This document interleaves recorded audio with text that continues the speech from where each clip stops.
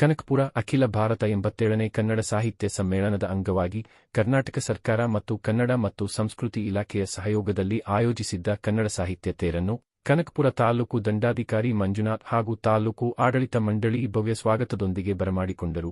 ನಗರದ ಅಯ್ಯಪ್ಪ ಸ್ವಾಮಿ ದೇವಸ್ಥಾನದ ವೃತ್ತದಿಂದ ಆರಂಭವಾದ ಮೆರವಣಿಗೆ ಡೊಳ್ಳು ಕುಣಿತ, ಪೂಜಾ ಕುಣಿತ ಮತ್ತು ತಮಟೆ ಕಲಾ ತಂಡಗಳ ಆಕರ್ಷಣೆಯೊಂದಿಗೆ ಎಂಜಿ ರಸ್ತೆಯ ಮೂಲಕ ಸಾಗಿತು. ಸರ್ಕಾರದ ವತಿಯಿಂದ ಆಯೋಜಿಸಿದ್ದ ಸ್ತಬ್ಧ ಚಿತ್ರದ ಜೊತೆಗೆ ತಾಲೂಕು ಆಡಳಿತವೂ ಸಹ ತಾಯಿ ಭುವನೇಶ್ವರಿ ದೇವಿಯ ಮತ್ತೊಂದು ಸ್ತಬ್ಧ ಚಿತ್ರವನ್ನು ಆಯೋಜಿಸಿದ್ದು ಸಾರ್ವಜನಿಕರ ಕಣ್ಮನ ಸೆಳೆಯುವಂತಿತ್ತು. ಅಧಿಕಾರಿ ವೃಂದದವರು ಹಾಗೂ ಕನ್ನಡಪರ ಸಂಘಟನೆಗಳ ಸಮ್ಮುಖದಲ್ಲಿ ತಹಶೀಲ್ದಾರ್ ಮಂಜುನಾಥ್ ರವರು ನಗಾರಿ ಬಾರಿಸುವ ಮೂಲಕ ಚಾಲನೆ ನೀಡಿದರು. ಕನ್ನಡಪರ ಜಯ ಘೋಷಗಳೊಂದಿಗೆ ಕಲಾ ತಂಡಗಳ ಪ್ರದರ್ಶನದೊಂದಿಗೆ ಕನಕಪುರದ ರಾಜಪಥದಲ್ಲಿ ಸಾಗಿದ ತೇರನ್ನು ಸಾರ್ವಜನಿಕರು ರಸ್ತೆ ಬದಿ, ದಿನಸಿ ಅಂಗಡಿ, ಬೇಕರಿ, ಹಣ್ಣಿನ ಅಂಗಡಿಗಳ ಮುಂದೆ ಹೆಚ್ಚಿನ ಸಂಖ್ಯೆಯಲ್ಲಿ ನಿಂತು ನೋಡಿ ಸಂಭ್ರಮಿಸಿದರು. ಕನಕಪುರದ ವಾಣಿ ಟಾಕೀಸ್ ಬಳಿ ಕನ್ನಡ ತೇರನ್ನು ಸಕಲ ಗೌರವಗಳೊಂದಿಗೆ ಬೀಳ್ಕೊಡಲಾಯಿತು. ಪ್ರಗತಿಪರ ಸಂಘಟನೆಗಳ ಒಕ್ಕೂಟದ ಅಧ್ಯಕ್ಷ ಕುಮಾರಸ್ವಾಮಿ ಮಾತನಾಡಿ, ಕನ್ನಡ ಭಾಷೆಯನ್ನು ಉಳಿಸಿ, ಬೆಳೆಸಿ, ಸಿರಿವಂತಗೊಳಿಸುವುದರಲ್ಲಿ ಕನ್ನಡ ಸಾಹಿತ್ಯ ಕ್ಷೇತ್ರದ ಕೊಡುಗೆ ಅಪಾರವಾಗಿದ್ದು, ಸರ್ಕಾರವು ಪ್ರತಿ ವರ್ಷ ಒಂದೊಂದು ಜಿಲ್ಲೆಯನ್ನು ಆಯ್ದು ಸಾಹಿತ್ಯ ಸಮ್ಮೇಳನವನ್ನು ಆಯೋಜಿಸುತ್ತಿರುವುದು ಹೆಮ್ಮೆಯ ಸಂಗತಿಯಾಗಿದೆ. ಮಂಡ್ಯದ ಸಂಸ್ಕೃತಿ ಸಾರುವಂತ ಸ್ತಬ್ಧ ಚಿತ್ರವನ್ನು ಬಹಳ ಸುಂದರವಾಗಿ ನಿರ್ಮಿಸಿದ್ದು ಅರ್ಥಪೂರ್ಣವಾಗಿದೆ. 25 ವರ್ಷಗಳ ಹಿಂದೆ ಕನಕಪುರದಲ್ಲಿ ಕನ್ನಡ ಸಾಹಿತ್ಯ ಸಮ್ಮೇಳನ ಆಯೋಜನೆಗೊಂಡಿದ್ದು, ಕನಕಪುರದಲ್ಲಿ ಮತ್ತೊಮ್ಮೆ ಆಚರಿಸಲು ಸಾಹಿತ್ಯ ಸಮ್ಮೇಳನದಲ್ಲಿ ನಿರ್ಣಯ ಕೈಗೊಳ್ಳಬೇಕು. ಕನ್ನಡ ಮತ್ತು ಸಂಸ್ಕೃತಿ ಇಲಾಖೆ ಹಾಗೂ ಡಿಸಿಎಂ ಡಿಕೆ ಶಿವಕುಮಾರ್ ರವರು ಈ ಬಗ್ಗೆ ಆಲೋಚಿಸಬೇಕೆಂದು ಒತ್ತಾಯಿಸಿದರು.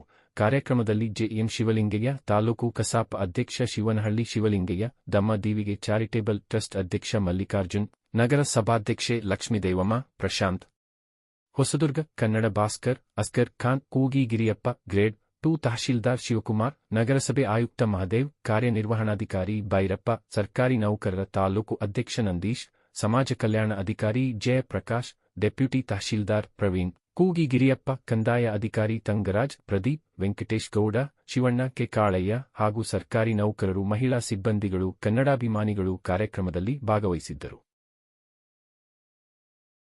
ಅದಕ್ಕೆ ಮೊದಲಿಗೆ ನಾನು ಧನ್ಯವಾದಗಳನ್ನು ಹೇಳ್ತೀನಿ. ಯಾಕೆ ಅಂತ ಹೇಳಿದ್ರೆ ಇವತ್ತೆಲ್ಲೋ ಒಂದು ಕಡೆ ನಮ್ಮ ಕನ್ನಡ ಭಾಷೆ ಬಹಳ ಸಂಕಷ್ಟದ ಪರಿಸ್ಥಿತಿಯಲ್ಲಿ ನಾವು ಕನ್ನಡಿಗರಿದ್ದೇವೆ. ಅಂಥ ಸಂದರ್ಭದಲ್ಲಿ ಸಾಹಿತ್ಯ ಸಮ್ಮೇಳನಗಳು ಬಹಳ ಅತ್ಯಮೂಲ್ಯ.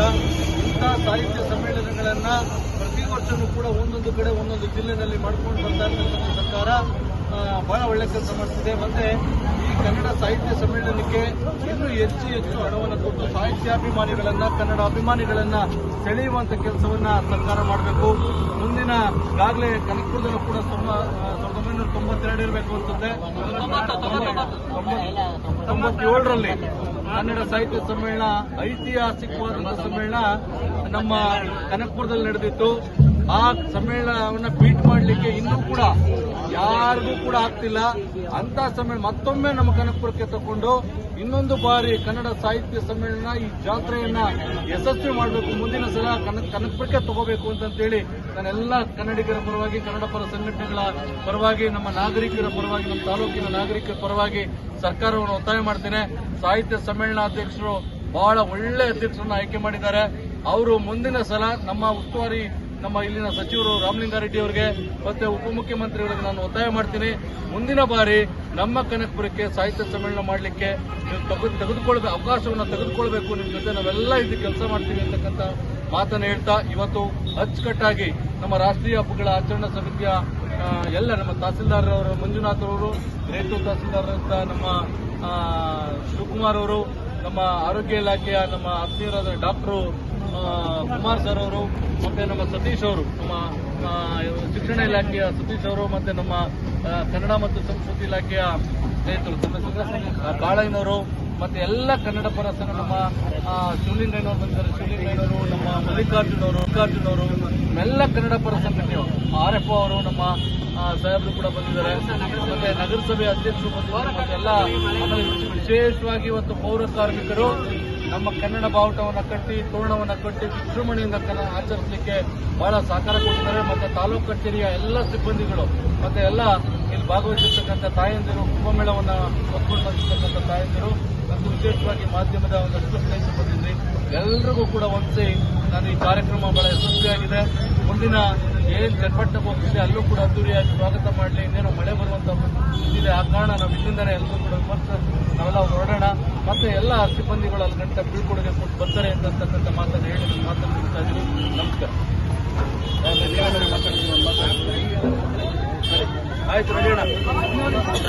ನಮ್ಮ ಎದುರು ಮಲ್ಲಿಕಾರ್ಜುನ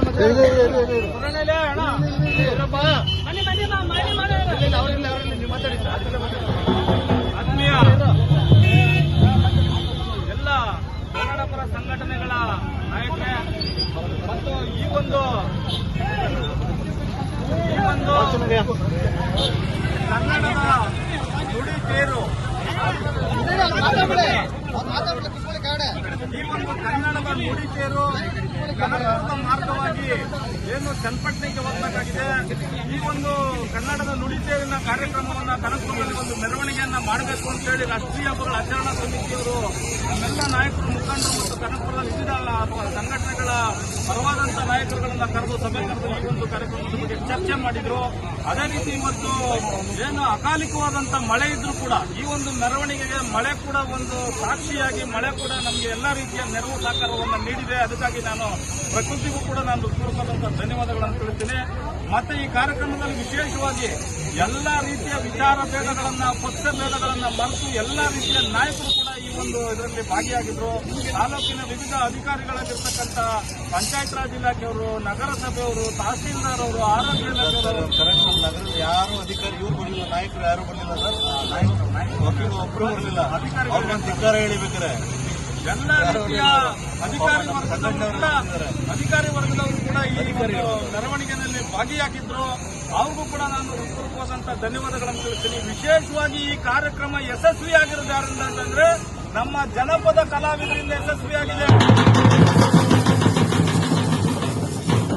ಈ ಕಾರ್ಯಕ್ರಮ ಇಡೀ ಏನು ನಮ್ಮ ಕನ್ನಡ ಪರ ಸಂಘಟನೆಗಳ ಕಾರ್ಯಕ್ರಮ ಇರ್ಬೋದು, ಇಡೀ ಕನ್ನಡದ ಒಂದು ಅಖಿಲ ಭಾರತ ಸಾಹಿತ್ಯ ಸಮ್ಮೇಳನ ಯಶಸ್ವಿಗೊಳ್ಳಬೇಕಾದ್ರೆ ಆ ಒಂದು ಕಾರ್ಯಕ್ರಮಕ್ಕೆ ಮೆರುಗನ್ನು ನೀಡತಕ್ಕಂಥವ್ರು ಜಾನಪದರ ಐತಿಹಾಸಿಕರ ಕುಡಿಗಳಾಗಿರ್ತಕ್ಕಂಥ ನೀವು ಈ ಒಂದು ಕಾರ್ಯಕ್ರಮ ಯಶಸ್ವಿಗೊಳಿಸೋದಕ್ಕಾಗಿ ನಾನು ತಮಟೆ ಕಲಾವಿದರಿಗೆ, ಡೊಳ್ಳು ಕುಣಿತದವ್ರಿಗೆ, ಪೂಜಾ ಕುಣಿತದವ್ರಿಗೆ, ವಿಶೇಷವಾಗಿ ಇದನ್ನೆಲ್ಲವನ್ನು ಆರ್ಗನೈಸ್ ಮಾಡಿ ಇಲ್ಲಿಗೆ ಕರ್ಕೊಂಡು ಬಂದಿರತಕ್ಕಂಥ ನಮ್ಮ ಕಾಳಯ್ಯನವ್ರಿಗೆ ಮತ್ತೆ ನೀವೆಲ್ಲ ಸದಾ ನಿಮ್ಮ ಸೇವೆಯಲ್ಲಿ ಪ್ರಜಾ ಭಾರತ ನ್ಯೂಸ್ ವೀಕ್ಷಕರೇ, ಸಾಮಾಜಿಕ ನ್ಯಾಯಕ್ಕಾಗಿ ನಮ್ಮ ಚಾನೆಲ್ ಸಬ್ಸ್ಕ್ರೈಬ್ ಮಾಡಿ, ಶೇರ್ ಮಾಡಿ, ಲೈಕ್ ಮಾಡಿ. ಧನ್ಯವಾದಗಳು.